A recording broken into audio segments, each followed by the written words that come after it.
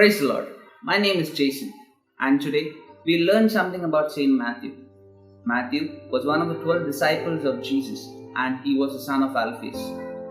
Matthew had a job of that of a tax collector, and in Jesus' time, the people who collected taxes were known as publicans. Now, these publicans were hated by Israelites. One day, Matthew was sitting at a tax booth collecting taxes, and he saw Jesus walking along. He was mesmerized. Jesus, looking at Matthew, said to him, "Follow me." Matthew, at one call of his master, abandoned the money at the tax booth and followed Jesus. Matthew had hosted a great banquet for Jesus and his disciples.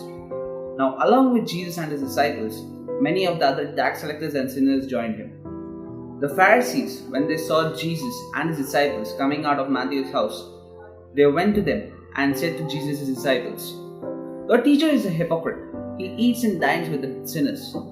Jesus heard this and said to the Pharisees, "It is not the well who need a doctor, but the sick, and that he has come to call not the righteous, but the sinners."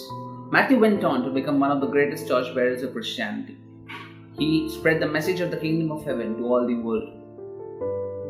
He was enlightened and empowered by the Holy Spirit to write about the life and teachings of Jesus. Matthew spent his last days in the region of Ethiopia, not the one in Africa, but in those days, Ethiopia was a nation south of the Caspian Sea.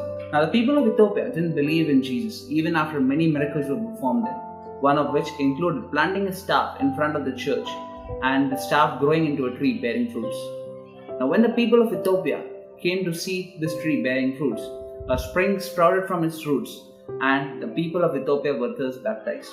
Now, this created problems for Matthew. The ruler of Ethiopia hung Matthew upside down over a fire.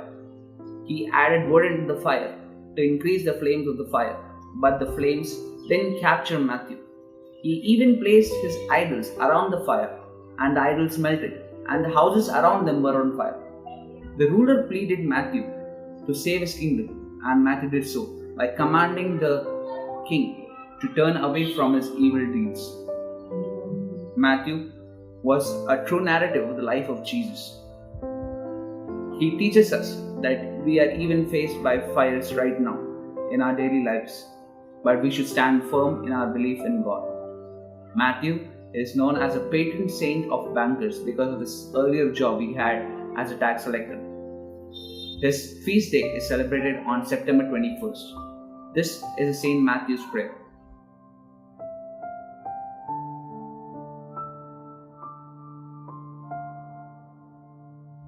Amen.